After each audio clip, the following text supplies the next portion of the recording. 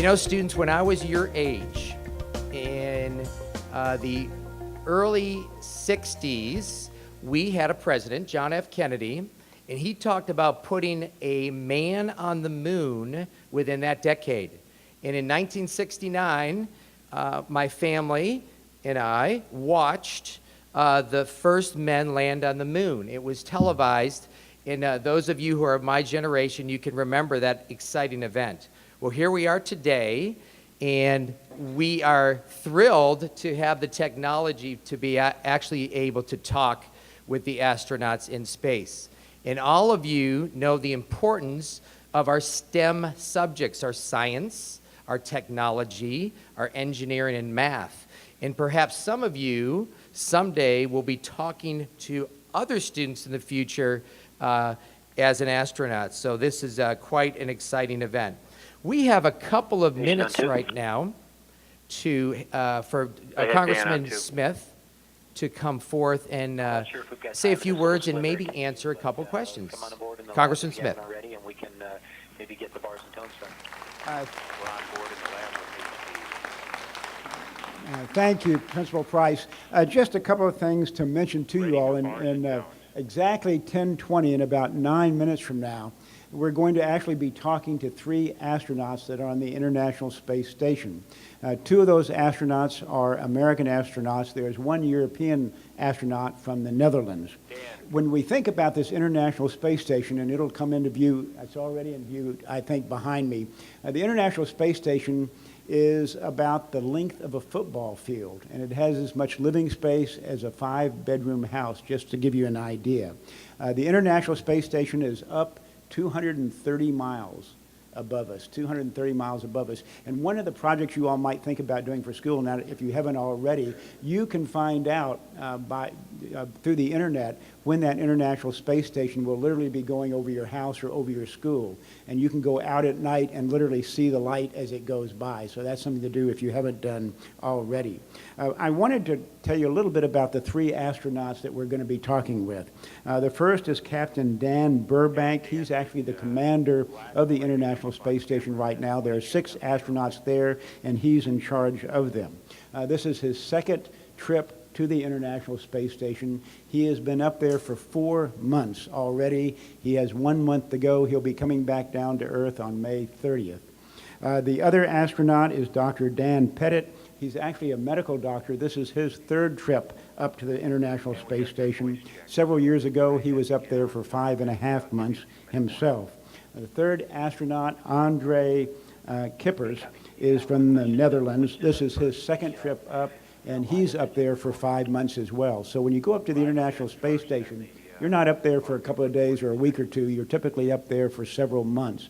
And all 3 astronauts that we'll be speaking to today will have been up there for several months. And as I say, they have about a month to go for their 5-month tour. Part of today's effort is to let you know how inspiring, how exciting it can be to study math and science.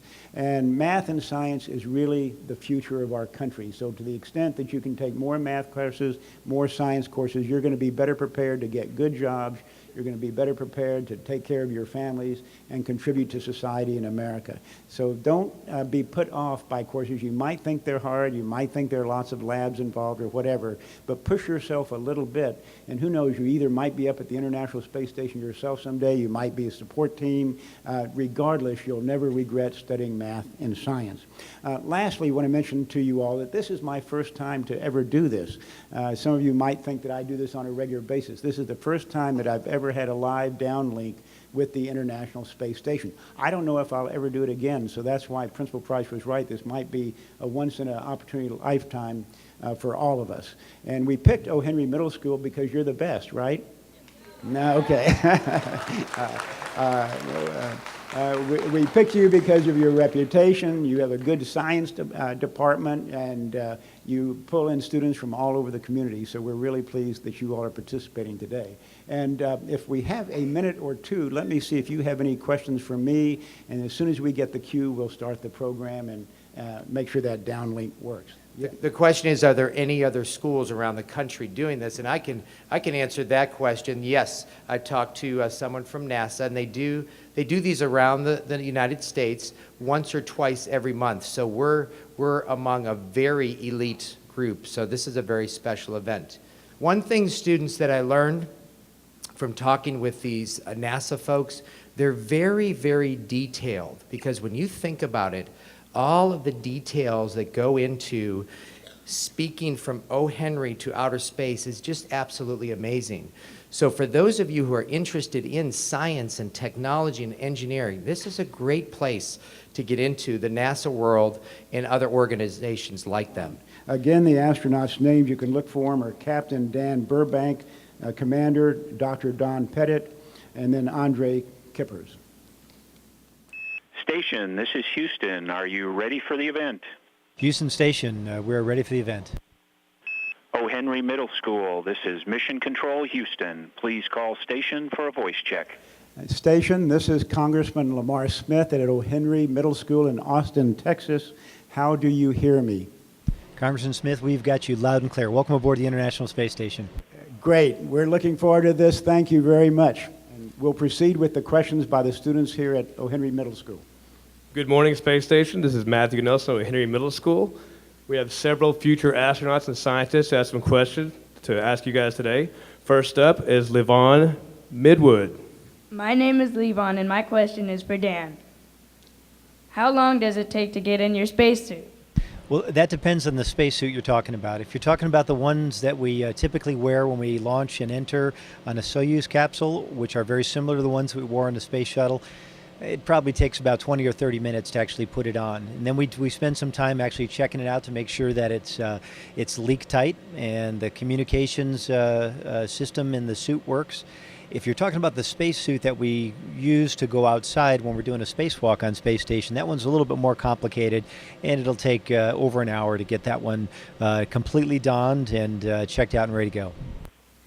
My name is Ireland, and my question is for Dawn. How much room do you have to move around in the space station? We have a lot of volume up here on Space Station. It's equivalent to living in a big house, and it's divided, instead of being divided into rooms, it's divided into modules, and we can float all around or fly between the modules. My name is Jack, and my question is for Andre. How do you go to the bathroom in space? This is a very essential question, a very good question actually, and a lot of people think about that.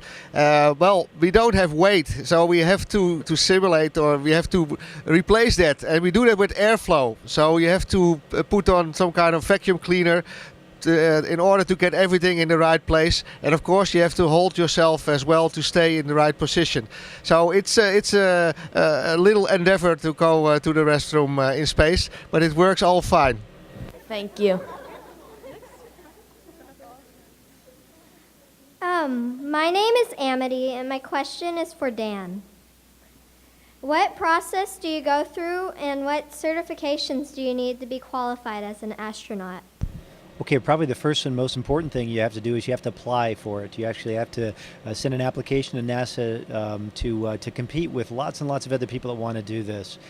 At the very beginning of the space program, almost everybody that flew were test pilots, military test pilots. Nowadays, they represent actually a minority of all the people that actually fly. So we've got scientists, engineers, we've got physicians like Andre here, we've got pilots still, of course. We even have teachers. So there are many, many different people. I think the thing that we all have in common, all of us have completed college, and sometimes a couple of colleges, or certainly more years than the initial bachelor's degree would be. But everybody that gets picked to be an astronaut typically did very well at the things that they did before. So they were, whether they were pilots or engineers, they were very good at that. And the key to being good at those things is to choose wisely, to find something that you love to do, so that working hard at it and becoming good at it is not like work. It's more like play. Thank you. My name is Nick, and my question is for Dawn. What is your favorite activity to do in space? My favorite activity to do in space is to do science experiments or engineering experiments. And we have all kinds of these that we could do on space station. Engineering experiments might be working on a new kind of toilet, and we have one up here that we call regenerative life support that can take the urine that we generate and turn it back and pump it back into, purify it, and then pump it back into our galley, and we use it for making our coffee. And then we have all kinds of scientific experiments, ranging from experiments that we do on ourselves to physical science experiments like combustion and crystal growth. Thank you. My name is Evan, and my question is for Andre.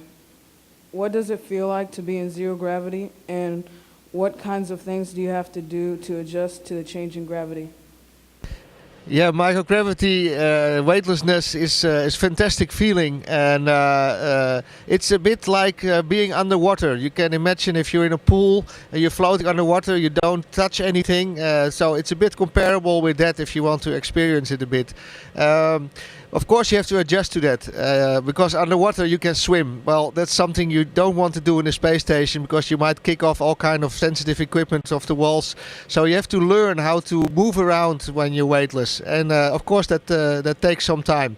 So it's a fantastic feeling, but you have to learn how to do it properly. Thank you. My name is Avery, and my question is for Dan. When you look out of the International Space Station, what do you see? Okay, well, the first thing you see in the foreground is the International Space Station itself, which is huge. It's big, it's beautiful, it's nearly 1 million pounds, and you see that all around you when you look out the cupola, for example. The other things that you see is you see the sun, you see the moon, planets, you see stars, thousands and thousands of stars, like more stars than you would see in the darkest night when you're way, way out in the country. And the stars here don't twinkle. They are just steady, piercing points of light. But the thing that's most notable is you see our planet Earth from space, and it is spectacular.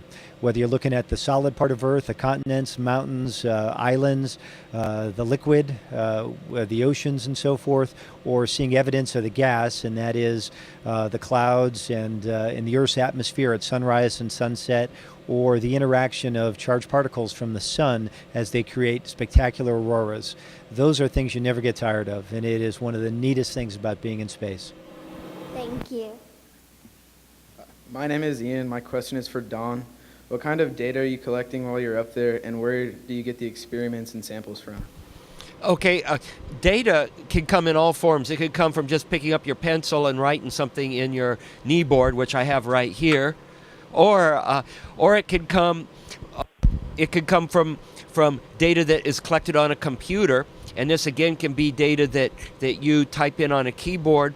A lot of the data that we collect comes in to a computer through the either serial ports or now USB ports, or even through Ethernet ports, and these ports are hooked up to the experiments themselves, and the data gets collected from the experiment and goes into the computer, and from there we use our radio system to relay the data back to Earth. And then we also have digital imagery that we can take, which is also another form of data.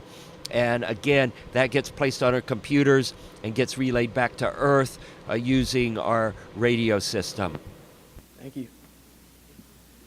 My name is Matthew, and my question is for Andre. What are some of the biggest challenges you have faced while in space? Well, one of the biggest challenges is not to lose items, because we're really working here in a three-dimensional environment. We use everything, the ceiling, the walls, the floors, behind the panels. So there's a lot of places where you can put something and you don't know where it is anymore. And if something is not attached with Velcro or with a bungee or with tape, and it floats off, it can go everywhere. Normally things fall down, you know, more or less where it should be. But in space, you just lose things very easily. So this is one of the things that you really pay attention to in the beginning, and actually during the whole mission, always stick it to something, because otherwise it's gone. That is one of the biggest challenges. Thanks. Hi, my name is Sam, and my question is for Dan. When do you think it'll be possible to go to Mars? And what do you think the future holds for NASA? I think for people like us that fly in space and have dreamed about it all our lives, we almost could not go to Mars soon enough for us. The fact is, it's an awful, awful long ways away, and in order to be sure that we keep people safe, we have a lot more work to do to be able to do that. So it'll be decades, but it'll be, by the time that you grow up, by the time that you kids are certainly our age, I believe that we will have been there, and we'll be there on a hopefully semi-permanent basis. And I hope we'll also be on the moon and on asteroids.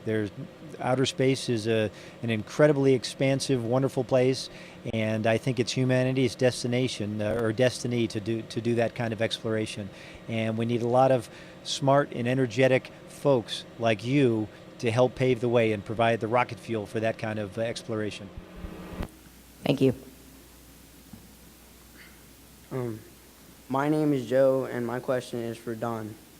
Can you send a text message in space, and if so, is your cell phone service any good? We don't have cell phones or iPhones or any phones like that in space. We do have this comm system, which I'm talking to you through right now. Works off a S-band, that's a particular wavelength range of radio communication, and Ku band, which is in the microwave region. And these things go through the TDRS satellite system and then back to Earth.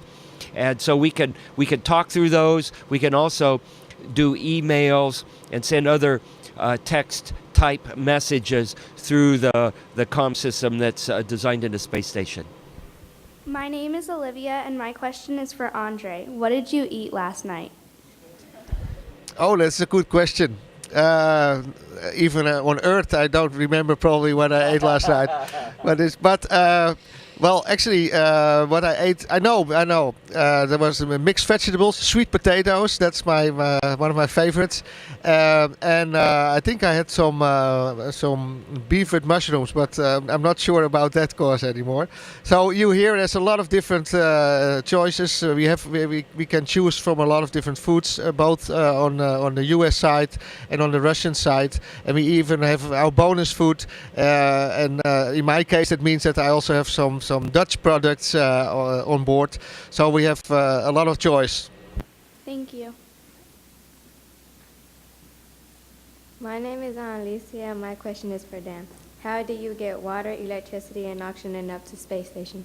Okay, that's really important. The water and the oxygen, at least initially, we bring it up via cargo vehicles. And when the shuttle was coming to space station, the shuttle would ship a lot of water that it generated as a byproduct of making electricity, and it would give it to space station. We preserve as much of the water as possible up here. So like Don was describing to you before, we try our best to close most of the water cycle or the environmental control loop, so we preserve it because it's very expensive and difficult to get any kind of cargo, be it food or water or science experiments up to space station. The electricity is a little bit easier, as it turns out, and we've got almost an acre worth of solar arrays, and those solar panels we keep pointed at the sun, and we basically use those in the electrical system here to convert photons into electrons. Thank you. My name is Jamel, and my question is for Don. How do you avoid hitting things in space when you are on the space station? Well, there's two levels of that question. One is when we're flying around inside a space station, you have to avoid hitting things, because if you do hit something, it's probably with your head. And so you just need to watch out. It's just like on Earth, you could trip and fall down and skin your knee. Well, here on space station, you basically don't watch what you're doing and you bang your head on something. And what I think you probably really are referring to is, does space station run into other things in orbit? And one thing, it's big, space is big, and the probability of running into something is really, really small. However, on occasion, our orbit could get close to a piece of space debris, and in that case, we either change the orbit of space station or we go into our Soyuz capsules and get ready for an emergency deorbit if we were to strike something. And we did that a couple weekends ago. My name is Yami, and my question is for Andre. How do you sleep in space, and do you have your own bedroom? I sleep very well in space. Well, we float. So that means that it doesn't matter where you sleep. You can sleep on the ceiling, you can sleep upright, and of course on the floor, if you can call it a floor. It's a bit strange because you don't feel a mattress, you don't have a pillow. So those aspects of sleeping you're missing. But we work hard here, and we sleep very well as soon as we close our eyes. And we have indeed our own sleeping cabins, and that's a nice place because this is your home. You have the pictures of the family on the wall. We have our laptops. This is really our private place, and that's very pleasant. So we sleep well on board. Thank you. My name is Isaiah, and my question is for Don. What is a robonaut, and what does it do? Well, robonaut, like the name implies, is a robot, and it's a human-like robot from its configuration in that it's got arms with hands and fingers and a head with cameras in place of eyes. And it's the first little baby step towards making a human-like robot that could do human-like tasks either on Earth or in space. My name is Giselle, and my question is for Don. Do you miss your home when you are gone? And what kind of things do you take with you? Okay, and I'll go ahead and take that question. And the question was, do we miss our families? I think the thing that we miss most when we come to space is being close to our families, physically close, and being able to see them, to hug our kids, to kiss our spouses, and that's something you certainly can't do when you're on space station. But we can actually see our families and be close to them in a virtual sense through the communication system that Don talked about, and we can actually see them and do essentially a video phone call at least once a week, and we can talk to them essentially over what would be very similar to a phone call or a cell phone call from planet Earth most any time that we're free, like every day or so. But it's still one of the things that we'll very much look forward to when we get back home again. Apart from that, there's probably a few other things you miss from Earth. The things that we bring as reminders, like Andre had mentioned, was pictures of friends and family, and we have a little bit of room to carry some small mementos, I guess, things to help physically remember our families and friends here. And we can also bring some other things that we potentially can bring back with us, our notes, our notebooks, and things like that. So we can write about the experiences that we have and maintain a journal, if you will, and be able to bring that back and essentially have a more personal day-to-day connection with our experiences that we had while we're up here. It's a real precious time that you have here. We're very fortunate to be able to do this. There's an awful lot of people that are in line to come up here and continue the exploration and research on station, and that line extends all the way back to people your age. Expedition 30 Commander Burbank, flight engineers, keepers, and Pettit. My name is Peter Price. I'm the principal at O'Henry Middle School. We would like to thank you for your time, for sharing your expertise, your love of your job, and we wish you the best in your future endeavors. And again, thank you so much for taking the time to learn about your lives, and we appreciate all you do for us and for our future. Thank you.